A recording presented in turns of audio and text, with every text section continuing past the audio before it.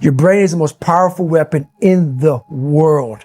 Once you put away your phones and your computers and all that we have nowadays, yeah, it's great. We're up to date. But your brain is the only thing you have when you're going through depression, when you're going through hard times, when you're going through death, real life. You can't Google that, man. You're alone. You're alone. You may have a shrink you're going to. You may have a best friend you're going to. But there's 24 hours in the day where you're alone in this brain. And your brain is talking to you in all kinds of ways. And it wants to control you and pull you in these different pockets. If you can't control your own brain and your brain controls you, you got to tell your brain where you want to go and how you want to go and how you want to get there. You got to control it. If not, it's over. What existed for me was, okay, man, how am I going to make this work? And all I knew back then was hard work. The only way anything gets accomplished. That's all I heard back in those days. You got to work hard. You got to work hard.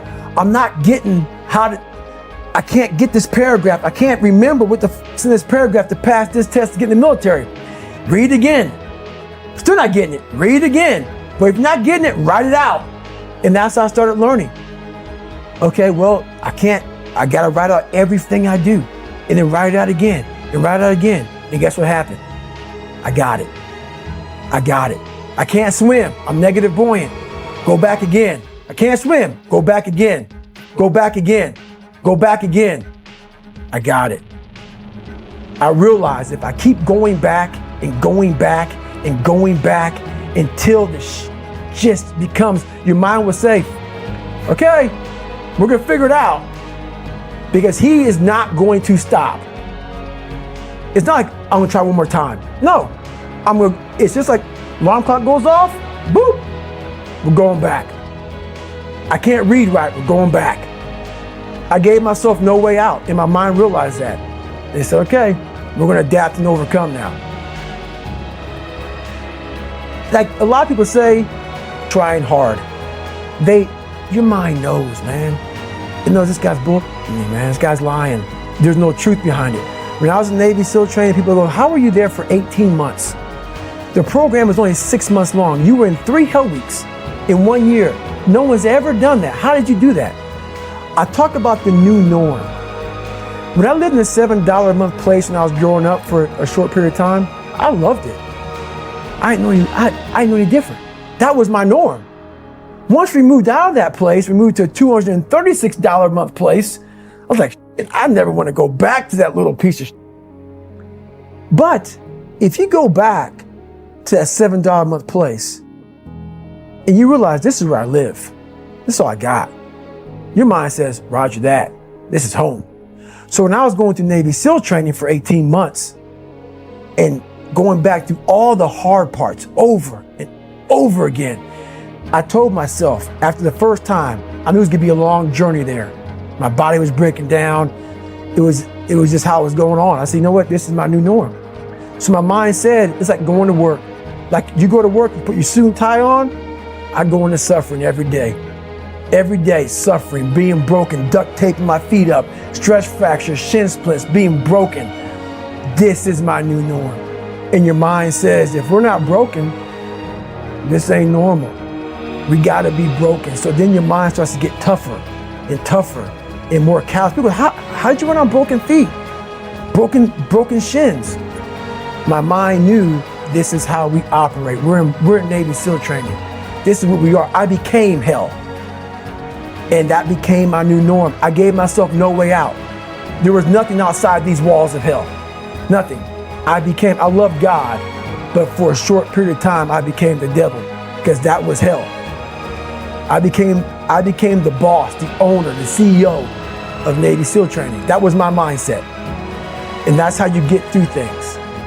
You immerse yourself wherever it is, and you become that. You become that and give yourself no way out. When I was 297 pounds and I was fat as hell trying to be a Navy SEAL, the scariest thing in the world to me, even to this day, was that could have been the rest of my life. I thought then I was trying hard. That's the scariest thing in the world. I thought then 297 pound, working for Ecolab, spraying for cockroaches, making $1,000 a month. I thought that was me at my 100% potential. Come to find out, a few years later, I wasn't anywhere near that. 106 pounds less, graduated Navy SEAL training, went on to do all these other things. Looking back on that, that was me trying hard. That's why people gotta understand, what is in us, we have no idea until we start trying hard. And I mean really trying hard, where you're obsessed with, hey, this is my new norm. My new norm is that, wow, this isn't always fun. It's not always meant to be fun. And that's when you know you're trying hard. People hear my story and think this guy is sadistic. I realized how the brain works. I figured out how the brain works. I'm a scared kid, and that's what gives me so much power. I had no foundation, and I built this off of just researching the mind. The feeling you get is basically invincibility. You realize that you can't do it all the time. When you need to do it, I know I can go to a place that I can live in. And when you know that you can run on broken legs and you can do certain things that a lot of people can do, but they're not willing to do, this power, this sympathetic nervous system of fight or flight, and you're fighting, it gives you this charge of energy of when you're sitting there at 3:30, 4 o'clock in the morning and you're duct taping your feet up because they're broken, and you're doing it by yourself, and you're going through arguably one of the hardest training in the world. And these guys, most of them are healthy, and you're going through it broken, and you're already at a disadvantage, but you're still there. You can feed into that and tap into that for a lot of power. But if you look at it, well, I'm broken, man.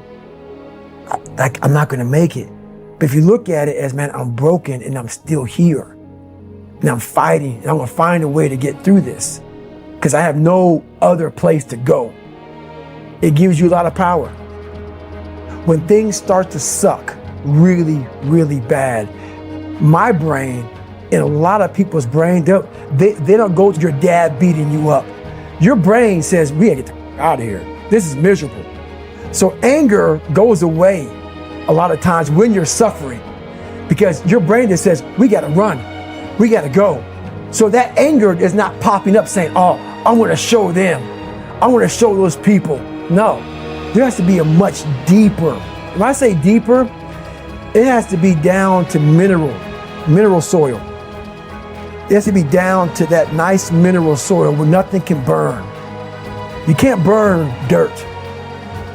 So it has to be down that low, that literally is something in you that's at the core of your soul. But you don't find it unless you spend a lot of time with what you want to be in life. I can't give that to you. Right. You can't give it to somebody. When you find your true passion in life, and my passion for me was like, oh, I want to be I don't give a Navy SEALs, I don't give a shit. I want to serve my country. I want to be someone that I'm proud of. I want to look at myself in the mirror because I was so disappointed. That accountability mirror I talk about, I was so disappointed in what I saw every day. I wanted everybody to love David Goggins. And a lot of people did. I didn't love myself. But I knew a lot of us want to find peace first. So people say, man, you always talk about this suffering and pain. I'm at peace right now because I went through that. Right. You don't find peace first. If you do, Merry Christmas. More power to you. More power to you. I found peace on the opposite end of finding myself. And no one really finds themselves without going through trials, tribulations, suffering, accountability. And accountability is suffering. Being accountable every day for doing right for yourself, for the people next to you, it's miserable. It's hard. So, even the smallest details.